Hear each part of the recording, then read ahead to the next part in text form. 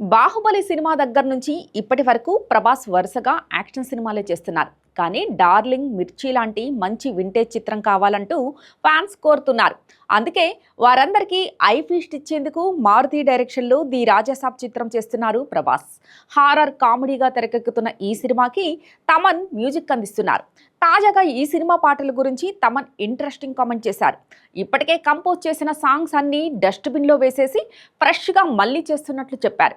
రాజాసాబ్కి songs compose చేయడం ఇప్పుడే మొదలుపెట్టా. Shooting అయితే ఆల్మోస్ట్ అయిపోయింది. ఇలా సినిమా అంతా షూటింగ్ అయిపోయిన తర్వాత సాంగ్ చేయడం బెటర్ ప్రాసెస్ అనిపిస్తోంది. ఎందుకంటే ప్రభాస్ సార్ చాలా కాలం తర్వాత కమర్షియల్ సాంగ్స్తో వస్తున్నారు. ఆయనకి ఈ సినిమాలో ఓ ఇంట్రో సాంగ్, ఓ మెలోడీ, ఓ ఐటెం సాంగ్ కూడా ఉంది. అందులో ముగ్గురు హీరోయిన్లతో ప్రభాస్ క్రేజీ డాన్స్ చేయబోతున్నారు. అలానే ఇంకో love song, movie theme song కూడా ఉంది. రాబోయే 5 నెలల్లో సాంగ్ షూటింగ్ పార్ట్ జరగబోతుంది. సో ఇప్పుడిప్పుడే ఒక్కొక్క సాంగ్ చేస్తున్నాం. నిజానికి రాజాసాబ్ కోసం చాలా సాంగ్స్ చేశాం, కానీ నాకెందుకో మార్చేద్దాం అనిపించింది. ఎందుకంటే వాళ్ళు ఇంకా సాంగ్ షూటింగ్ మొదలు పెట్టలేదు. దీంతో ఇప్పటికే చేసిన సాంగ్స్ అన్నీ ట్రాష్లో పడేసి మళ్ళీ కొత్తగా చేస్తున్నా. ఇదే విషయం డైరెక్టర్కి చెప్పా. ఎందుకంటే నేను బాధ్యతగా ఉండాలి కదా.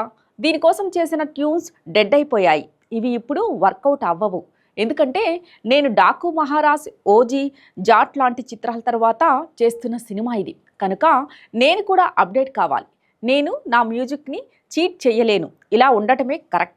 ఎందుకంటే ఆడియో కంపెనీ మ్యూజిక్పై చాలా ఖర్చు పెడుతుంది. మ్యూజిక్ డైరెక్టర్ని ఎంతగానో నమ్ముతుంది. దాదాపు 30 నుంచి 40 కోట్లు ఆడియో కంపెనీ ఒక ఆల్బంపై ఖర్చు పెడుతుంది. ఈ సాంగ్స్ అన్ని పాన్ ఇండియా వైజ్ వర్కౌట్ కావాలి. పైగా ప్రభాస్ సినిమా కాబట్టి నార్త్ ఇండియా వాళ్ళకు కూడా మ్యూజిక్ నచ్చాలి. ఎందుకంటే నేను మళ్ళీ మ్యూజిక్ ఇస్తున్నా అంటూ తమన్ చెప్పారు.